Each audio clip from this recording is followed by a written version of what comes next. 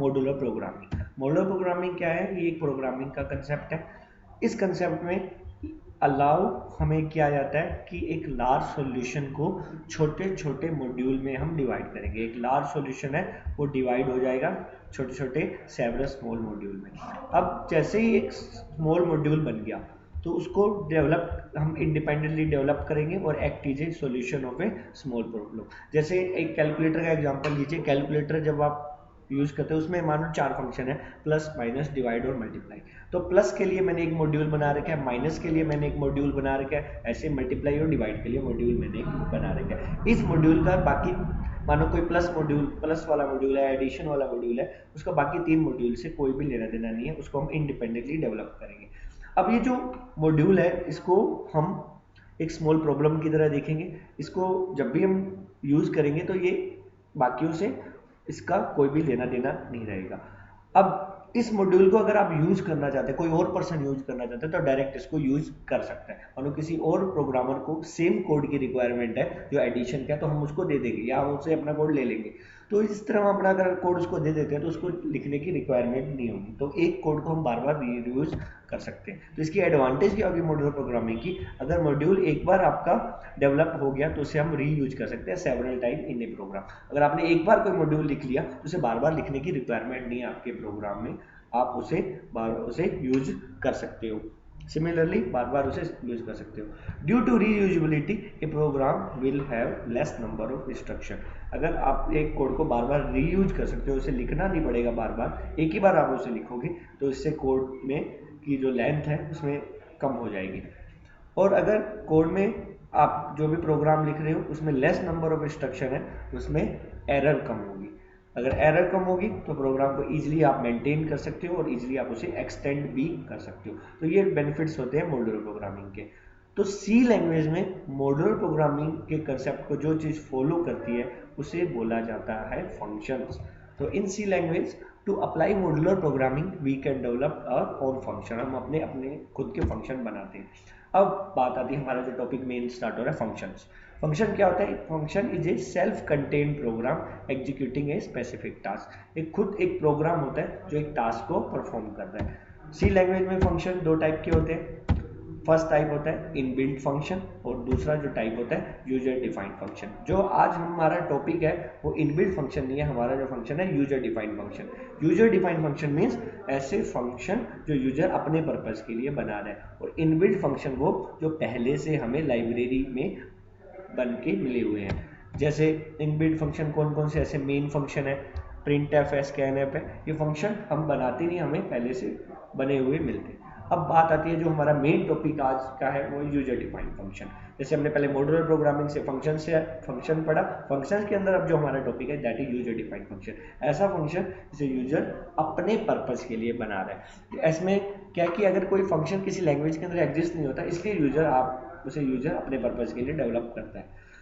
अब जब आप फंक्शन बनाएंगे तो यूजर डिफाइंड फंक्शन बनाएंगे तो आपको 3 स्टेप फॉलो करने हैं। उसमें से फर्स्ट स्टेप क्या है? फंक्शन का डिक्लेरेशन, जिसे प्रोटोटाइपिंग भी कहा जाता है। सेकंड स्टेप होता है फंक्शन डेफिनेशन, और आपका जो थर्ड स्टेप होगा दैट इज फंक्शन कॉलिंग। अगर आपको ये 3 स्टेप बनाने आ गए तो आप अपना एक यूजर डिफाइंड फंक्शन बना सकते हैं। तो सबसे पहले हम जो स्टार्ट करते हैं फंक्शन डिक्लेरेशन से, जिसे प्रोटोटाइपिंग भी बोला जाता है।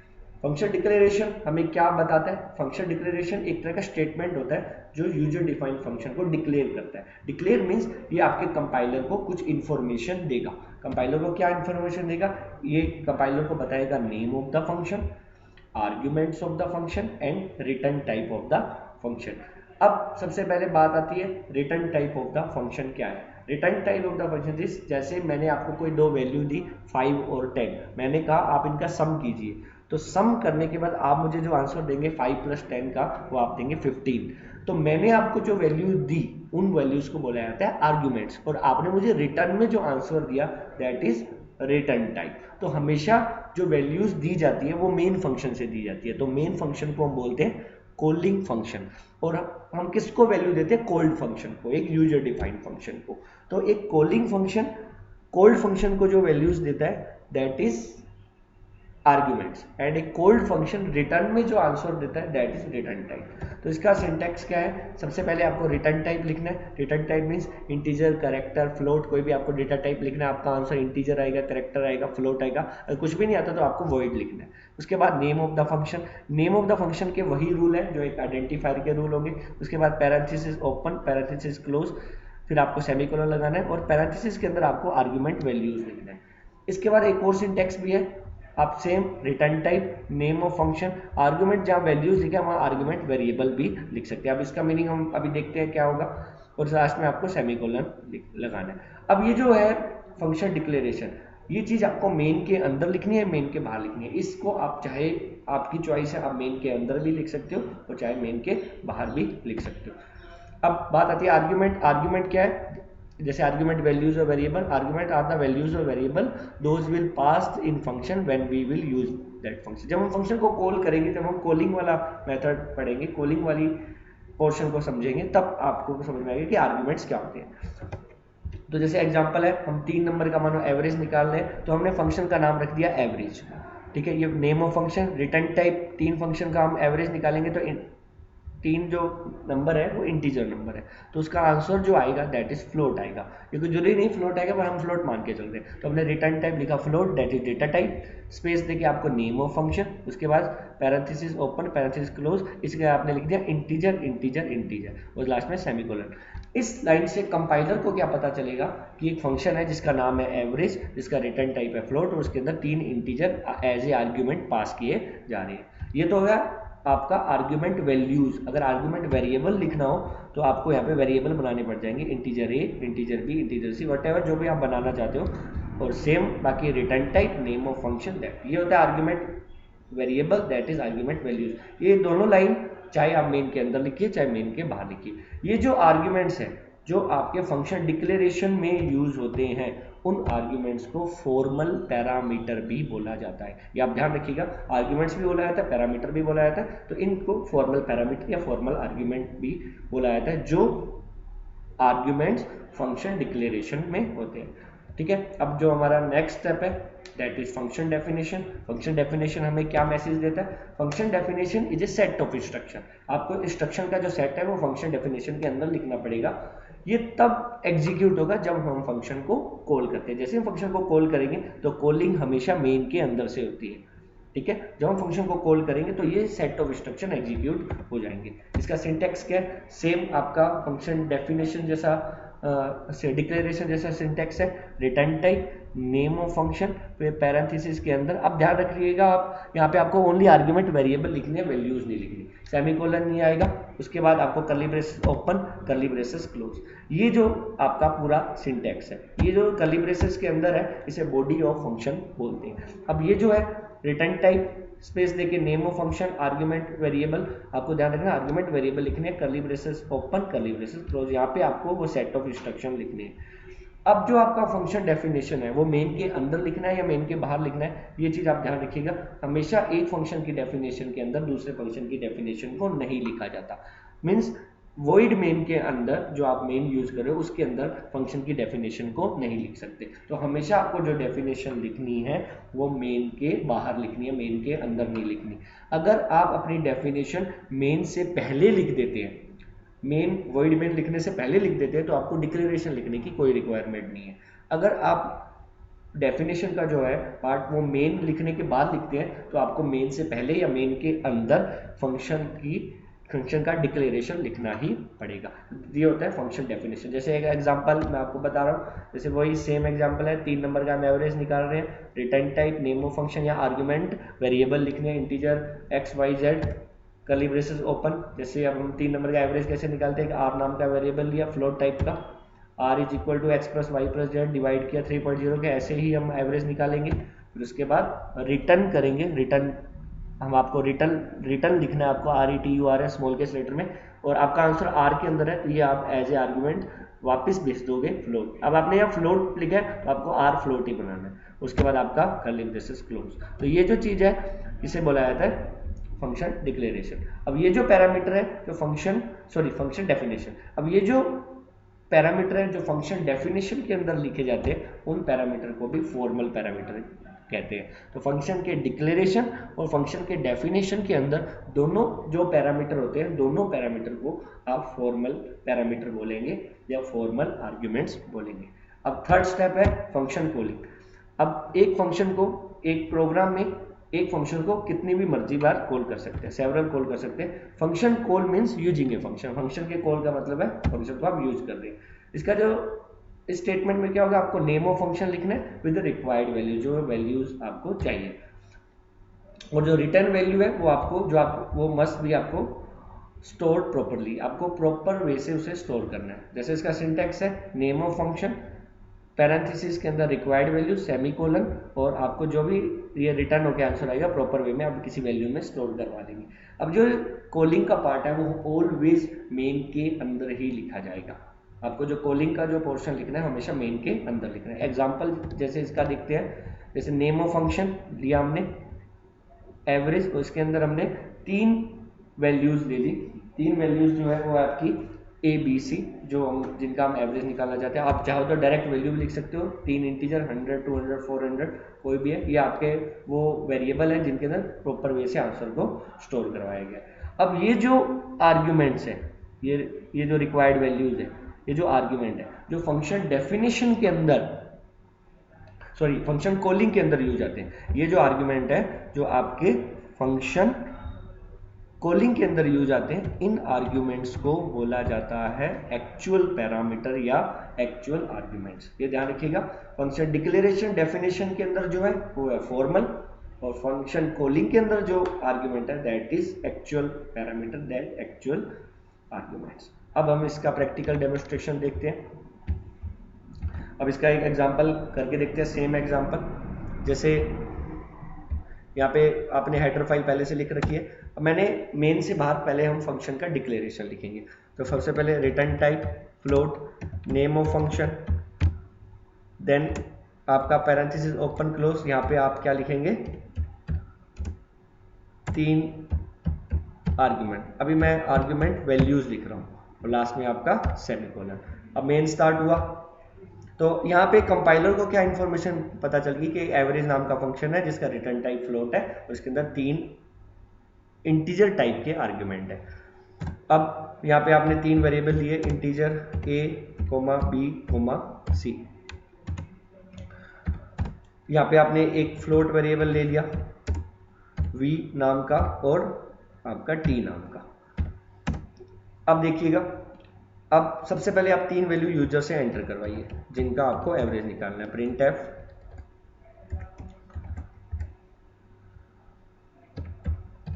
Enter 3 values, scan f percentage sign d, percentage sign d, percentage sign d, comma address of a, comma address of b, comma address of c. 3 value user से enter कर ली। यहाँ पे आप पहले से CLR SCR लगा दीजिए, CLR SCR। अब 3 वैल्यू जैसे आपने यूजर से एंटर किया, अब हम फंक्शन को कॉल करेंगे। फंक्शन का नेम एवरेज, आपको सेम स्पेलिंग लिखनी है जो यहाँ पे लिखी है। यहाँ पे आपकी values required values a, b, c। यहाँ पे फिर आप बंद कर देंगे और इससे पहले आपको जो सिंटैक्स बताया था उस सिंटैक्स के कॉलिंग के अकॉर्डिंग आपको वैल्यू प्रॉपर वे में स्टोर करनी है जो आपकी v नाम के वेरिएबल में स्टोर हो जाएगी, फ्लोट वेरिएबल। अब इसके बाद आपको ये आपका यहाँ पे मेन बंद हो जाएगा, ये आपका मेन बंद हो गया। अब मेन के बाहर आप क्या लिखेंगे, फंक्शन की डेफिनेशन। तो सेम फ्लोट एवरेज, जो आपको ध्यान रखना आप स्पेलिंग सेम लिखेंगे।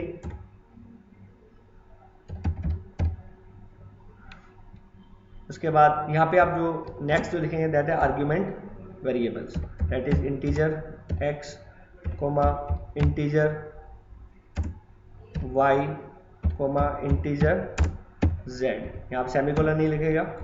फिर कर्ली ब्रेसेस ओपन, एक आपने फ्लोट वेरिएबल ले लिया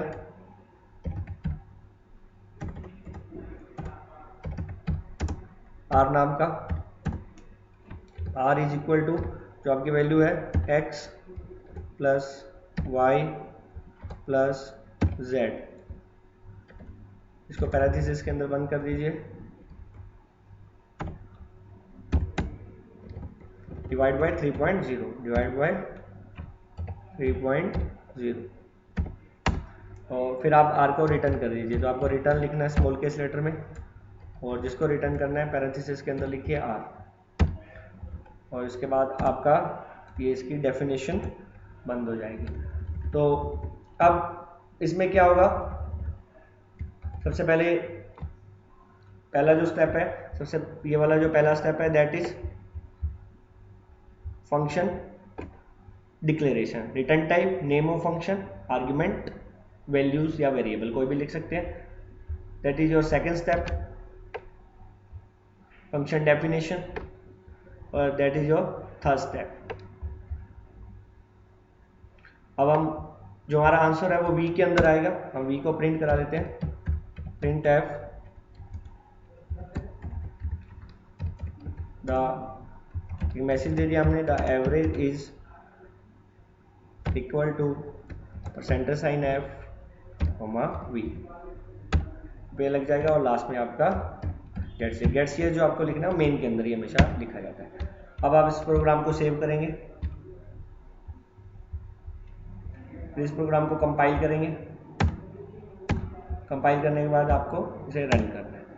अब ये आप मेन के अंदर हैं, अभी मेन प्रोग्राम के अंदर आपसे बोल रहा है कि जो 3 वैल्यू इंटीजर वैल्यू आप एंटर कीजिए। तो इंटीजर वैल्यू आपने एंटर की, जैसे 10, 20, 10, 20 एंड 3। तो 10, 20 और 3 ये होगा आपका 33 में आपने 3 का डिवाइड किया, आपका आंसर है 11.000। तो इस तरह आपने एवरेज निकाला। अब ये कैसे एग्जीक्यूट हुआ, इसकी वैल्यू कैसे आई, तो सबसे पहले आपका जो प्रोग्राम हुआ वो वॉइड मेन से स्टार्ट हुआ, ABC 3 नाम के वेरिएबल बने, V और T नाम का एक वेरिएबल बना। सबसे पहले आपने लिखा एंटर 3 वैल्यूज, जो आपका रन टाइम पे लिखा आ रहा था, 3 वैल्यू आपने एंटर की। जैसे ही एंटर की वैल्यू, तो सबसे पहले वैल्यू जो है आपकी ब्लॉक के अंदर थी, तो A का रिलेशन हुआ, ये है आपका कॉलिंग पार्ट, ठीक है। जैसे आपने ABC लिखा तो A आपका इंटीजर होना जरूरी है क्योंकि आपने यहाँ इंटीजर लिखा है, B का आपका इंटीजर होना जरूरी है, C का क्योंकि आपने पहले इंटीजर लिखा है। तो A की जो वैल्यू है वो X के अंदर कॉपी हुई, B की जो वैल्यू है वो Y के अंदर कॉपी हुई, C की जो वैल्यू है वो Z के अंदर कॉपी हुई। जैसे फंक्शन की जो आप कॉलिंग करते हैं, तो कॉलिंग के बाद जो सारा कंट्रोल है वो डेफिनेशन के पास आ जाता है। तो डेफिनेशन के पास आया, यहाँ तीनों का एवरेज निकला, तो रिटर्न हुआ आर रिटर्न होने पर आपका जो आंसर है वो यहाँ पे आया, इस लाइन पे। तो इस लाइन पे आने के बाद आपने उसे वी में कॉपी करा लिया, तो वी में कॉपी कराने के बाद आपका आंसर वी में आया, तो वी को आपने प्रिंट करा लिया। ये था आपका फंक्शन का पूरा एग्जीक्यूशन। अब इस फंक्शन बनाने का फायदा क्या हुआ, फायदा ये है, ये देखिए आपको मैं एक यहाँ पे कुछ चीज बता रहा हूँ। देखिए t इज इक्वल टू, जैसे आपने लिखा एवरेज, और जैसे यहाँ पे आपने वैल्यू लिखी 100, इंटीजर है, कंडीशन सही है एकदम, 200 एकदम सही, और फिर 400, आपको इंटीजर ही वैल्यू लिखनी है। जैसे आपने 100, 200, 400 लिखा, तो उसके बाद आप v और t की वैल्यू को प्रिंट करवा लीजिए। जैसे आपने यहाँ पे लिखा है द एवरेज इज, यहाँ पे आप दोबारा लिख लीजिए प्रिंट एफ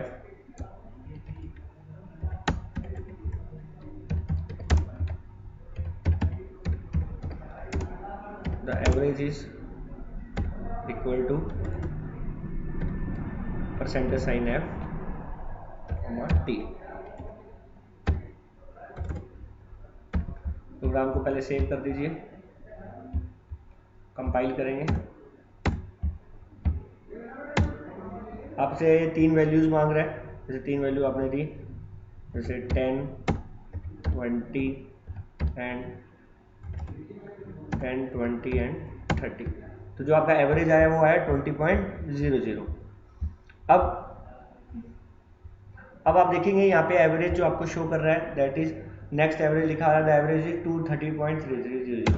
अब आप देखिए आपने सिर्फ एक लाइन लिखी, मानो आपको 3 नंबर का एवरेज निकालना है तो आपने सिर्फ ये एक लाइन लिखी। आपको ये वाला पूरा जो कोड है, ये जो मैं अभी डार्क कर रहा हूँ, ये जो कोड आपको दोबारा बार बार नहीं लिखना पड़ा। तो एक मॉड्यूल आप बना रहे हैं, उसे आप बार बार रीयूज कर रहे हैं by the help of only this line, आप उस कोड को दोबारा नहीं लिख रहे, तो इससे क्या होगा, कोड थोड़ा छोटा हो गया। अगर ये फंक्शन नहीं होता तो आपको दोबारा 3 नंबर का अगर एवरेज निकालना है तो प्रोग्राम को दोबारा एग्जीक्यूट करना पड़ता। तो वहाँ पे आप कितने भी वैल्यूज, 3 वैल्यू का सेट, कितने मर्जी सेट ले लीजिए, उनका एवरेज निकाल सकते हैं। तो यहाँ पे आपको ये वाली जो चीज़ है, डेफिनेशन जो चीज़ है, वो आपको दोबारा नहीं लिखनी पड़ेगी। एक चीज़ जो मैंने आपको पहले बताई थी, अगर ये डेफिनेशन आप मेन से पहले लिख देते हैं, मेन से पहले मीन्स कहाँ पे आपको लिखनी है, यहाँ पे, अगर आप यहाँ लिख देते हैं इस प्लेस पे लिख देते हैं ये डेफिनेशन, तो आपको ये डिक्लेरेशन लिखना जरूरी नहीं है। आई होप आपको ये फंक्शन के बारे में समझ में आया होगा। अब हम नेक्स्ट जो है, फंक्शन के अंदर एक और प्रॉपर्टी होती है, उस प्रॉपर्टी के बारे में पढ़ेंगे, दैट इज रिकर्शन। रिकर्शन क्या होता है, अभी आपने देखा था लास्ट एग्जांपल में, फंक्शन की जो कॉलिंग है वो हमेशा मेन के अंदर से होती है, जितनी बार फंक्शन कॉल होगा वो मेन से अंदर से होगा। अब रिकर्शन में क्या होता है, इसमें फंक्शन कॉल करता है खुद को ही, खुद एक फंक्शन अपने आप को ही कॉल करता है, ना कि मेन से कॉल करता है। अपने आप को कॉल करता रहेगा, तब तक करता रहेगा जब तक ये कंडीशन फॉल्स नहीं हो जाती। तो इसका एक एग्जाम्पल है, जैसे factorial of A number. Factorial क्या होता है, जैसे 5 का जो फैक्टोरियल है वो 5 इंटू 4 इंटू 3 इंटू 2 इंटू 1 यानी 120 होगा। ऐसे मतलब 4 का फैक्टोरियल है तो 4 गुना 3 गुना 2 गुना 1। सिमिलरली 3 का फैक्टोरियल 3 मल्टीप्लाई 2 मल्टीप्लाई 1। सिमिलरली 2 का 2 मल्टीप्लाई 1, 1 का 1 और 0 का फैक्टोरियल भी 1 होता है। तो इस तरह ये होता है फैक्टोरियल।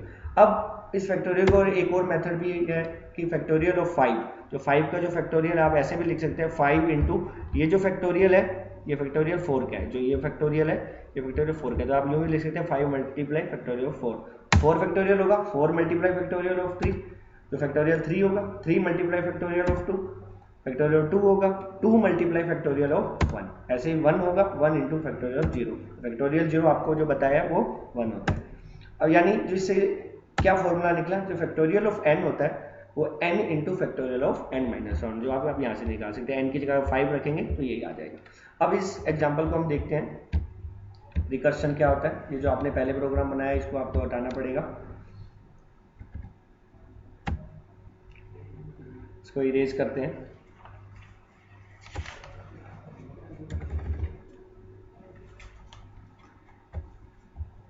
अब आप किसी नंबर का एवरेज निकालेंगे, तो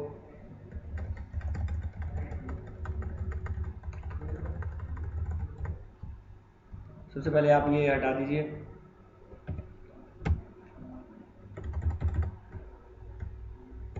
अब आपको यहाँ पे एक फंक्शन बनाना है, फंक्शन का किसी नंबर का फैक्टोरियल निकालेंगे तो आपका आंसर इंटीजर आएगा और एक इंटीजर या एज ए आर्ग्यूमेंट आपको पास करना पड़ेगा। तो रिटर्न टाइप इंटीजर, फंक्शन का नाम है जैसे फैक्ट, और यहाँ पे आपने एक इंटीजर वेरिएबल को आप फ्यूचर में पास करोगे।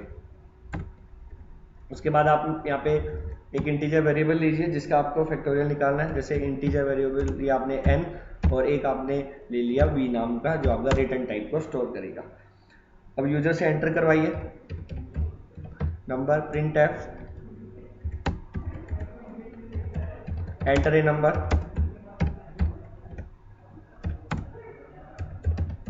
Scan f %d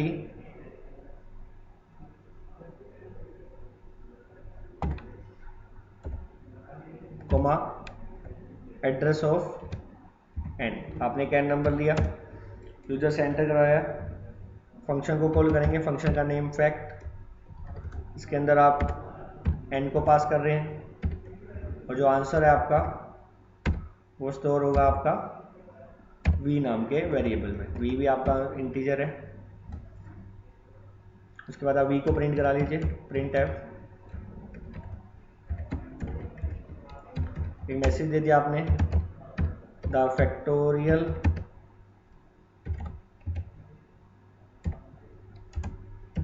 is equal to %d comma v। यहाँ पे फिर गेट cs लगेगा, उसके बाद फंक्शन की डेफिनेशन लिखेंगे,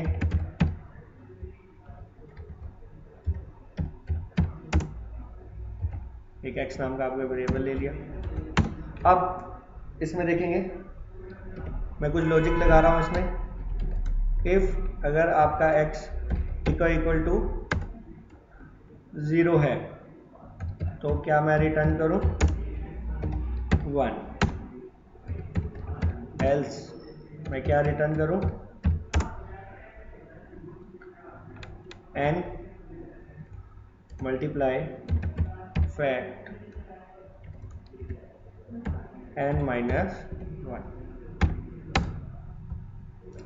इस तरह आप प्रोग्राम को लिखेंगे, उसके बाद प्रोग्राम को सेव करेंगे।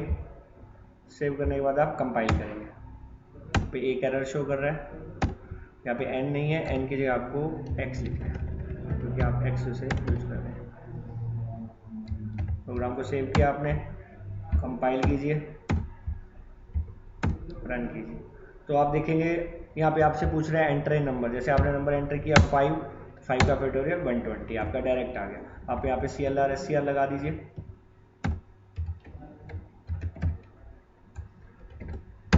अब इस प्रोग्राम में हम देखेंगे, इस प्रोग्राम को समझेंगे रिकर्शन होता क्या है। तो सबसे पहले आपने एक फंक्शन बनाया, फंक्शन का रिटर्न टाइप इंटीजर और इसमें आर्ग्यूमेंट भी इंटीजर और फंक्शन का नेम फैक्ट। एक नंबर यूजर से एंटर करवाया जिसका फैक्टोरियल निकालना है। जैसे ही आपने यहाँ लिखा नंबर 5, आपने एंटर करवाया 5, तो 5 यहाँ आएगा, 5 आया x में।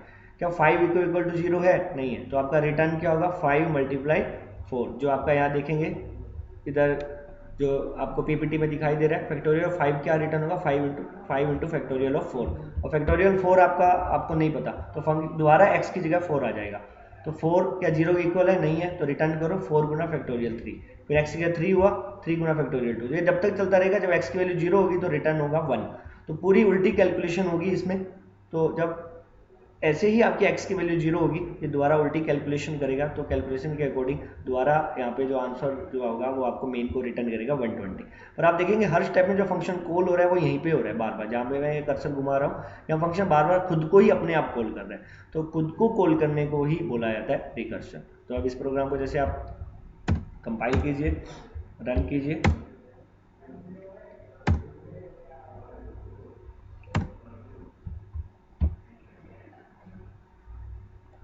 इस प्रोग्राम को पहले आप सेव कर लीजिए। शायद कुछ एरर दे रहा है, अनडिफाइंड सिंबल। CLR SCR की स्पेलिंग सही लिखनी है। अब इस प्रोग्राम को रन करेंगे, तो जैसे आपने डाला 4 तो 4 का फैक्टोरियल 24। तो अगर आप किसी वैसे फैक्टोरियल आप निकालते हैं तो आपको फॉर लूप के थ्रू निकालना पड़ता है, पर यहाँ पे आपको विदाउट यूजिंग लूप आप किसी का फैक्टोरियल निकाल सकते हो with the help of recursion. तो ये प्रोसेस होती है रिकर्शन, जिसमें फंक्शन अपने आप को खुद ही कॉल करता है। आई होप आपको ये सब समझ में आया होगा, function declaration, function definition, calling and recursion. Okay, thank you. करेंगे एरे क्या होता है, एरे कितने टाइप के होते हैं, 1 dimensional array, single dimensional array, 2 dimensional array. तो सबसे पहले हम बात करते हैं एरे की। तो एरे क्या होता है? एरे एक कलेक्शन होता है सेवरल एलिमेंट का, जिनके अंदर डेटा टाइप जो होगा सभी एलिमेंट्स का वो सेम होगा, जहाँ पे हम और एक साथ एक से ज़्यादा वैल्यू स्टोर कर सकते हैं। जैसे हम कोई एक वेरिएबल बनाते हैं, तो वेरिएबल में वन टाइम में एक ही वेरिएबल एक ही वैल्यू को स्टोर कर सकते हैं एक वेरिएबल में। पर एरे में हम एक टाइम में एक से ज़्यादा वैल्यू को स्टोर कर सकते हैं, पर शर्त ये है कि जो वैल्यूज होंगी उनका डेटा टाइप सेम होगा। यानी जो वैल्यू अगर सारी इंटीजर है तो सारी इंटीजर होंगी, अगर वैल्यू सारी करेक्टर है तो करेक्टर होंगी। तो जो आपके एरे हैं वो मेनली 3 टाइप के होते हैं। उसमें से फर्स्ट टाइप है single dimensional array, second type है 2 डायमेंशनल एरे और थर्ड टाइप है मल्टी डायमेंशनल एरे। तो सबसे पहले हम बात करते हैं सिंगल डायमेंशनल एरे की। सिंगल डायमेंशनल एरे का सिंटैक्स क्या होता है? सबसे पहले आपको डेटा टाइप लिखना है, यानी integer, character, float, long, double. फिर आपको एरे का नेम, एरे के नेम लिखने के वही रूल है जो एक आइडेंटिफायर के रूल होते हैं। और आपको फिर ये स्क्वायर ब्रैकेट लगाना है। स्क्वायर ब्रैकेट के अंदर आप नंबर ऑफ एलिमेंट लिखेंगे, या फिर आप साइज ऑफ एरे, या फिर लेंथ ऑफ एरे लिखेंगे। ठीक है, अब इसका जो सिंटैक्स है, इसका एग्जांपल है, देखो डेटा टाइप की जगह लिखा आपने इंटीजर, नेम ऑफ एरे आपने लिख दिया स्मॉल ए, तो एरे का नेम हो गया स्मॉल ए, और स्क्वायर ब्रैकेट के अंदर 5 आपका नंबर ऑफ एलिमेंट भी हो सकता है, size of array, length of array, तीनों का मतलब एक ही है। इसका एग्जांपल क्या होगा, जैसे ही आपने इंटीजर A5 दिया तो मेमोरी में 5 ब्लॉक बन जाएंगे। ये पांचों जो ब्लॉक होंगे इन सभी में आप इंटीजर वैल्यू को स्टोर कर सकते हैं। और एक ब्लॉक का जो साइज है वो इंटीजर का साइज 2 बाइट होता है, तो यहाँ पे एक ब्लॉक का साइज 2 बाइट होगा। तो टोटल ये जो एरे बनेगा इसका साइज 10 बाइट का एक ब्लॉक बनेगा, जिसके अंदर 2 बाइट के छोटे छोटे ब्लॉक बनेंगे। ये होता है आपका single dimensional array. Single dimensional क्यों बोलते हैं, इसमें एक ही आप ओनली एक सिंगल डायरेक्शन में आप वैल्यू को स्टोर करा सकते हैं। यहाँ पे नंबर ऑफ रो 1 है और 5 कॉलम है, ठीक है, तो आपकी रो हमेशा 1 ही रहेगी। अब इसकी प्रॉपर्टीज क्या है सिंगल डायमेंशन एरे की। फर्स्ट प्रॉपर्टी के बारे में हम पढ़ते हैं, all elements exist on continuous memory location. जैसे आप कितने भी एलिमेंट बनाओगे वो एक कंटिन्यूस मेमोरी लोकेशन में होंगे। जैसे इसका एग्जांपल है इंटीजर A5, तो यहाँ पे 5 ब्लॉक बने, तो 5 ब्लॉक में अगर पहले वाले एलिमेंट का एड्रेस मानो 100 है तो नेक्स्ट एलिमेंट का 102 होगा। 102 क्यों होगा, क्योंकि एक इंटीजर का साइज 2 बाइट होता है, तो 100 और 101 यहाँ आएगा, फिर 102 103 यहाँ आएगा, ऐसे 104 106 108। तो ये जो एड्रेस है वो आप देखेंगे कंटिन्यूस है, कहीं से ब्लॉक नहीं है। जो ब्लॉक बनेगा ये कंटिन्यूस एड्रेस में बनेगा, कंटिन्यूस मेमोरी लोकेशन में बनेगा। सेकंड है, all elements of array are same type. जैसे इंटीजर A5 है तो यहाँ आप 5 एलिमेंट स्टोर करा सकते हो, 5 जो आपके इंटीजर है। फ्लोट भी 10, यहाँ पे आप 10 एलिमेंट स्टोर करा सकते हो, सारे फ्लोट है। लॉन्ग C20, यहाँ पे आप 20 एलिमेंट स्टोर करवा सकते हो, जिसमें प्रत्येक एलिमेंट जो होगा वो लॉन्ग टाइप का होगा। नेक्स्ट जो प्रॉपर्टी है कि each element of array is identified by a number which is called as index number। प्रत्येक एलिमेंट को एक नंबर से पहचाना जाएगा, उस नंबर को बोलते हैं इंडेक्स नंबर। जैसे और जो इंडेक्स नंबर होता है वो स्टार्ट होता है 0 से लेके n-1। n-1 means total, n means size of array, length of array, ठीक है। तो जैसे आपने बनाया इंटीजर A5, तो यहाँ पे आपके 5 ब्लॉक बनेंगे। सबसे पहले 5 ब्लॉक बनेंगे तो पहले एलिमेंट को एक नेम से पहचाना जाएगा, उस नेम को बोलते हैं इंडेक्स नंबर। जैसे जो स्टार्ट होता है इंडेक्स नंबर वो होता है आपका 0 से, नेक्स्ट आपका 1 2 3 4, तो 0 से लेके n-1 तक जाएगा। n है जो आपका साइज ऑफ एरे को डिनोट करता है।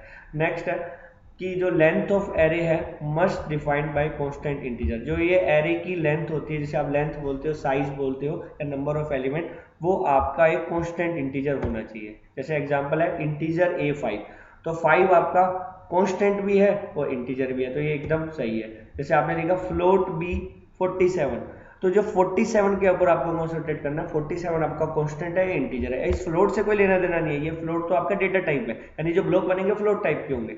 ये जो 47 है वो इंटीजर है और कांस्टेंट भी है, तो ये भी सही है। जैसे आपने यूं लिख दिया इंटीजर A और यहाँ पे कुछ भी नहीं लिखा, तो कुछ भी नहीं लिखा तो ये एक तरह का एरर है। जैसे आपने यूं लिख दिया इंटीजर A 3.9, तो 3.9 ये एरर है, क्यों, क्योंकि 3.9 कांस्टेंट तो है पर इंटीजर नहीं है। ये दोनों कंडीशन एक साथ ट्रू होनी चाहिए कि कांस्टेंट भी होना चाहिए और इंटीजर भी होना चाहिए। नेक्स्ट, जैसे आपने एक इंटीजर लिया P = 20 और आपने यूं लिख दिया इंटीजर AP, तो P आपका अब इंटीजर तो है, P के अंदर 20 है पर P एक कांस्टेंट नहीं है, P एक वेरिएबल है, तो ये भी एक तरह का एरर देगा। नेक्स्ट है the size of array is the sum of size of its element. Array का जैसे इंटीजर A5 है तो एक एलिमेंट का साइज होता है 2 बाइट, तो 5 एलिमेंट है तो 10 बाइट होगा। सिमिलरली फ्लोट भी 20, एक एलिमेंट का साइज आपका 4 बाइट है तो ये 80 बाइट होगा। जैसे ही लॉन्ग C, लॉन्ग का आपका एक का 4 बाइट है तो टोटल 400 बाइट होगा। अब नेक्स्ट है कि all elements of array are automatically initialised by garbage. जैसे ही आप एरे बनाते हैं इंटीजर A5, तो आपने एरे को डिक्लेयर किया, ये है एरे का डिक्लेरेशन। तो जैसे ही आपने एरे को डिक्लेयर किया तो यहाँ पे 5 ब्लॉक बनेंगे, 5 ब्लॉक्स के अंदर जो वैल्यू आएगी वो गार्बेज आएगी। गार्बेज मीन्स कोई भी वैल्यू जो आपका CPU इन ब्लॉक के अंदर भर देगा। ये पहली गार्बेज मीन्स वो होता है, ये पहली वैल्यू जो आपका कंपाइलर या आपका CPU जो असाइन करता है। नेक्स्ट है initialisation of array. Initialisation means array को इनिशियलाइज करना। तो इनिशियलाइज करने का सिंटैक्स है, सबसे पहले आप डेटा टाइप लिखेंगे, उसके बाद name of array, number of element equal to के लगा के आपको ये असाइनमेंट ऑपरेटर लगा के curly braces open curly braces close, last में सेमीकोलन लगाना है। यहाँ पे आप एलिमेंट्स को कॉमा लगा के लिखेंगे। जैसे है इंटीजर A5, तो आपने कर्ली ब्रेसेस ओपन किया, असाइनमेंट ऑपरेटर 5 एलिमेंट 10 20 30 40 50 रख दिए, 50 आपने लिख दिया। अब वही मेमोरी में 5 ब्लॉक बनेंगे, पांचों के अंदर पहले ब्लॉक के अंदर 10, दूसरे के अंदर 20 30 40 एंड 50 आएगा और इनके जो इंडेक्स नंबर है उसके अकॉर्डिंग। सिमिलरली ये एलिमेंट कौन सा होगा, A0, ये A1, ये A2, ये A3 एंड A4। जैसे आपने ये लिखा A5 10 20 30। अब देखिए इसमें आपने 5 ब्लॉक बनाए हैं पर वैल्यू 3 ही दी है, तो इस केस में क्या होगा, शुरू के 3 ब्लॉक के अंदर ये वैल्यू आ जाएंगी, बाकी 2 ब्लॉक के अंदर आपकी गार्बेज वैल्यू आएगी, वो इंडेक्स नंबर के अकॉर्डिंग आपका आएगा। सिमिलरली आपने लिखा इंटीजर ए 100 और आपने ओनली सिंगल वैल्यू दी, तो इसमें ये नहीं है कि पहले एलिमेंट पहले ब्लॉक के अंदर 10 आएगा, बाकी 99 ब्लॉक में गार्बेज आएगा। इसमें आपका थोड़ा मेथड चेंज हो जाएगा, इसमें सभी ब्लॉक के अंदर सेम वैल्यू आ जाएगी, जो 0 1 2 आपके इंडेक्स नंबर 99 तक जाएगा, तो इन सभी के अंदर एक ही वैल्यू आ जाएगी 10। सिमिलरली आपने इंटीजर ए लिखा इस तरह से 10 20 30 40 50, आपने यहाँ पे साइज नहीं लिखा, तो साइज नहीं लिखा है तो कंपाइलर अपने आप कैलकुलेट कर देगा हाउ मेनी वैल्यूज, यहाँ पे 5 वैल्यू है तो कंपाइलर अपने आप ब्लॉक बनाएगा 5 का और उनके अंदर ये वैल्यू आ जाएंगी इंडेक्स नंबर के अकॉर्डिंग। नेक्स्ट है the size of array is also defined by symbolic constant. अभी हमने डिस्कस किया था जो एरे का साइज है वो कांस्टेंट इंटीजर होना चाहिए, पर एक सिंबॉलिक कांस्टेंट है उसके थ्रू भी आप दे सकते हैं। सिंबॉलिक कांस्टेंट के थ्रू कैसे देंगे, आपको हैश डिफाइन लिखना है, हैश डिफाइन को मैक्रोस बोलते हैं, तो 30 आपका उसका एक नया नेम हो गया SZ, 30 का एक नया नेम हमने रख दिया SZ, तो आप इस तरह इंटीजर A SZ, अब SZ आपका कांस्टेंट भी है इंटीजर भी है, पर जो कांस्टेंट है 30 है, 30 का न्यू नेम है SZ, तो इस तरह आप डिफाइन कर सकते हैं। लास्ट प्रॉपर्टी है जो ये स्क्वायर ब्रैकेट है, इस ऑपरेटर को बोलते हैं सबस्क्रिप्ट ऑपरेटर। अब इसका हम एग्जांपल देखते हैं एक एरे के एग्जांपल में सबसे पहले हमें यहाँ पे एक एरे बनाना पड़ेगा। जैसे हमने एक एरे बनाया इंटीजर A 5, अब क्या होगा, मेमोरी में इसका एक ब्लॉक बन जाएगा। सिमिलरली एक और वेरिएबल बनाया इंटीजर I नाम का, तो I नाम का एक ब्लॉक बन जाएगा। CLR SCR लगाएंगे।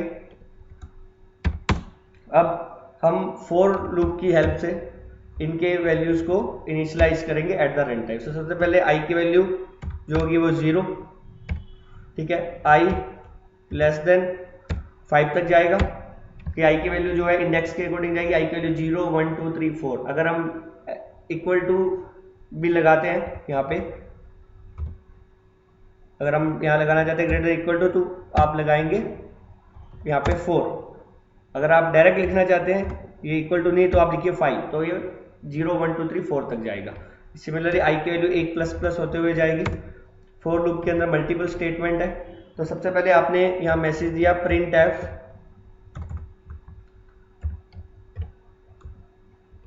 एंटर एरे,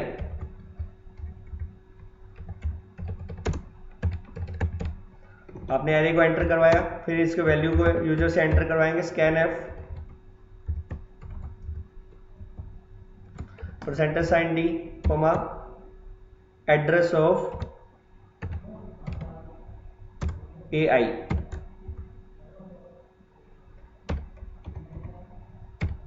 यहाँ पे फॉर का लूप बंद होगा।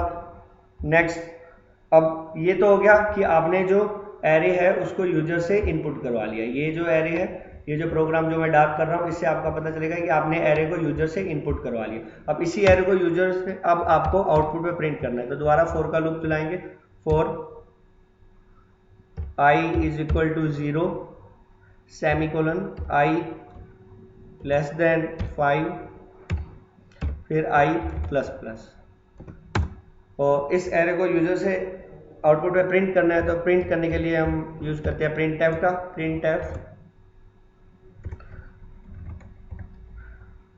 हर न्यू लाइन में प्रिंट करेंगे तो \n %d comma A I, यहाँ पे प्रिंट हो जाएगा। लास्ट में आपका लगेगा गेट ch, और ये सेमीकोलन आपका कर्ली ब्रेसेस क्लोज। फिर इस प्रोग्राम को हम सेव कर देंगे। तो ये वाला पोर्शन आप देखेंगे जो मैं ये डार्क कर रहा हूँ, ये वाला पोर्शन आपका आउटपुट पे प्रिंट कराने का है, और ये वाला पोर्शन है यूजर से इनपुट लेने का। ठीक है, अब इस प्रोग्राम को कंपाइल करेंगे। कंपाइल करते 1 एरर शो हो रही है, ये एक्स्ट्रा लगा हुआ है, दोबारा कंपाइल करेंगे, 0 एरर, दोबारा रन करेंगे। अब रन किया, अब आपसे ये वैल्यू मांग रहा है। आपने जैसे वैल्यू एंटर की एरे में जैसे 4, तो ये A0 लोकेशन पे जाएगी। नेक्स्ट, मानो आपने वैल्यू एंटर की 5, तो A1 लोकेशन पे, ये A2 लोकेशन पे, ये A3 लोकेशन पे, ये A4 लोकेशन पे। और जिस तरह आपका एरे है जो आपका आउटपुट पे प्रिंट हो जाएगा, ये आपने एरे को आउटपुट पे प्रिंट कर दिया। तो इस तरह आप किसी भी एरे को यूजर से इनपुट करवाना हो तो आपका ये प्रोग्राम हो जाएगा, और किसी भी एरे को यूजर से आउटपुट पे प्रिंट कराना हो तो ये प्रोग्राम आएगा। अब ये प्रोग्राम कैसे हुआ, सबसे पहले देखो आई की वैल्यू 0 होगी, 0 लेस देन 5 कंडीशन ट्रू, लिखा आएगा एंटर एरे, जो भी वैल्यू डालोगे वो एड्रेस ऑफ A0 पे जाएगी। फिर दोबारा आई की वैल्यू 1 हुई, 1 less than 5 condition true, enter array, जो वैल्यू डालोगे वो A1 पे जाएगी। फिर दोबारा आई की वैल्यू 2 हुई, 2 लेस देन 5, जो वैल्यू डालोगे एंटर एरे लिखा आएगा, जो वैल्यू डालोगे वो A2 पे जाएगी। इस तरह ये लूप आपका टोटल 0 से लेकर 4 टाइम तक चलेगा, यानी 5 टाइम तक चलेगा। फिर इसी एरे को आपने आई के द्वारा आपने इसको प्रिंट करवा दिया। तो इस तरह हम किसी एरे को यूजर से इनपुट लेके आउटपुट पे प्रिंट करवा सकते हैं। अब हम आते हैं 2 डायमेंशनल एरे में।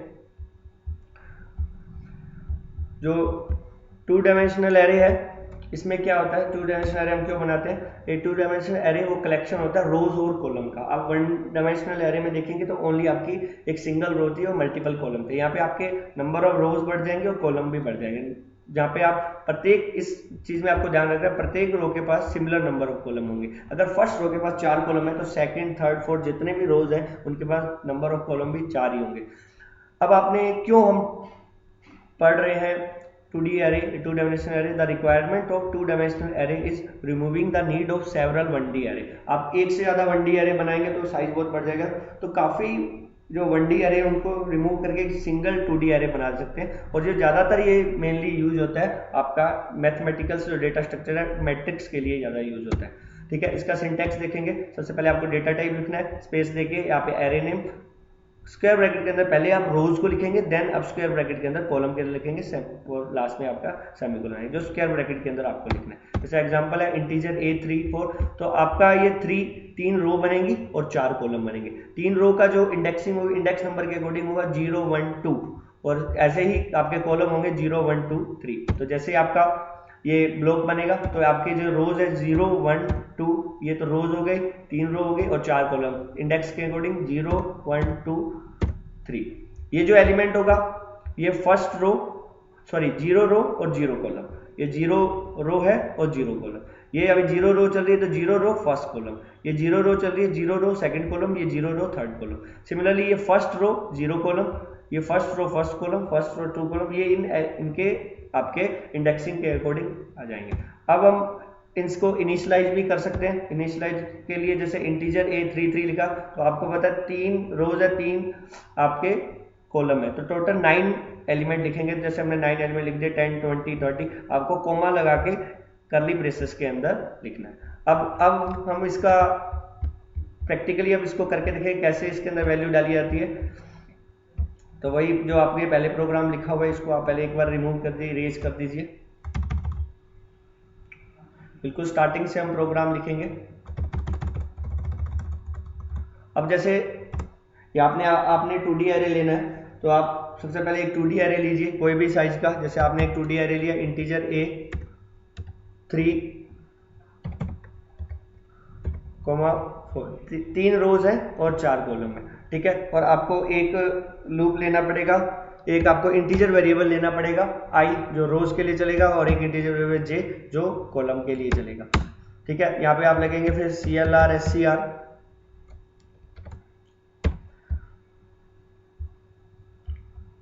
इसको हटा दीजिए, एक्स्ट्रा है। अब इसके बाद आपको इसे 2D एरे को यूजर से एंटर करना है, तो यूजर से एंटर करने के लिए आप 4 का लूप लगाएंगे। तो 4 सबसे पहले जो I की वैल्यू है वो I इक्वल टू 0 जो होगी, फिर I है आपका जो लेस देन इक्वल टू 3 होगा, फिर उसके बाद आपका I प्लस प्लस। अब यहाँ पे आप फॉर लूप के अंदर मल्टीपल स्टेटमेंट है, फिर इसके बाद आप दूसरा फॉर लूप लगाएंगे जो कॉलम के लिए होगा, जो प्रिंटिंग के लिए काम करेगा। 4 आपका J is equal to 0, J less than equal to 4, J less than equal to नहीं लगाना, लेस देन 4 आपका लगेगा, और उसके बाद J प्लस प्लस। अब इसके अंदर फिर इस फॉर लूप के अंदर भी मल्टीपल स्टेटमेंट है, तो आपको कर्ली ब्रेसेस लगाना है। यहाँ पे आप लिखेंगे प्रिंट एफ, जो भी आपका मैसेज है, आपने मैसेज लिखा एंटर एरे, यूजर से एंटर कराएंगे scanf percentage sign d comma address of a i और जे।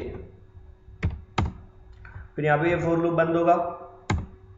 ठीक है, अब आप देखेंगे कि सबसे पहले, और एक ये आपका फॉर लूप द्वारा बंद होगा। सबसे पहले आपने एक फॉर लूप लिया, आई की वैल्यू 0 है, 0 लेस देन 3 कंडीशन ट्रू, इधर आया जे की वैल्यू 0, तो एंटर एरे जो वैल्यू डालोगे A00 लोकेशन पे जाएगी। फिर जे की वैल्यू 1 होगी, जो आप वैल्यू एंटर करोगे वो A01 लोकेशन पे जाएगी। फिर जे की वैल्यू 2 होगी, फिर 02 लोकेशन पे, फिर 03, इस तरह 03 लोकेशन पे जाएगी। फिर आई की वैल्यू दोबारा प्लस होगी 1 लेस देन 3, तो आई की वैल्यू 1 के लिए अब जे का वैल्यू आपका 4 बार चलेगा। तो ये जो आप प्रोग्राम जो मैं अभी ये जो डार्क कर रहा हूँ, ये प्रोग्राम हो गया आपका किसी भी 2D एरे को यूजर से इनपुट करवाना। अब इसी 2D एरे को आप यूजर से आउटपुट पे प्रिंट करवाएंगे। तो दोबारा आपको फॉर का लूप लिखना पड़ेगा, for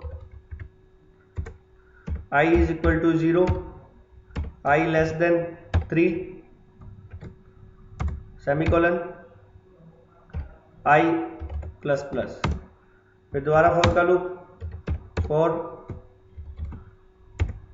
j is equal to 0, j less than आपका जो है वो 4 तक जाएगा, और j प्लस प्लस, उसके बाद j प्लस प्लस। अब इस 2D एरे को आप प्रिंट करेंगे, तो प्रिंट करने के लिए आपने लिखा प्रिंट एफ, आप यहाँ \t का यूज करेंगे, \t percentage sign d comma a square bracket के अंदर आई और जे को लिखेंगे। उसके बाद यहाँ पे बंद कर देंगे। और एक आपको इसे मैट्रिक्स की फॉर्म में डिनोट करना है, तो प्रिंट एफ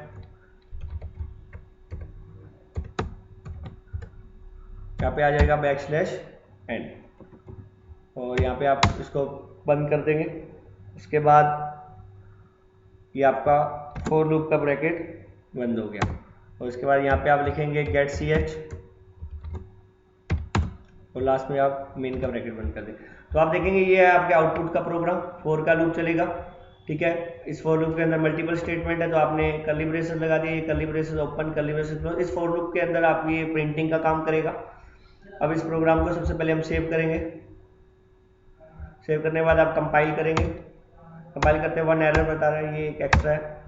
फिर ऐसे आप इस प्रोग्राम को रन करेंगे, तो सबसे पहले एंटर एरे, जो वैल्यू एंटर करें, जैसे आपने वैल्यू एंटर की, अब आपको टोटल 12 वैल्यू एंटर करनी है। तो आप पहले वैल्यू एंटर की, जैसे आपने 1, फिर 2, 3, 4, 5, 6 के बाद 7, 8, 9, 10, 11, 12। तो आपने 12 वैल्यू एंटर की, तो ये 12 वैल्यू आपकी मैट्रिक्स की फॉर्म में, देखिए 3 रो है और 4 कॉलम के फॉर्मेट में आपको दिखाई दे देगा। आई होप आपको 2D एरे समझ में आया होगा। इससे आगे हम नेक्स्ट लेक्चर में हम बात करेंगे स्ट्रिंग के बारे में।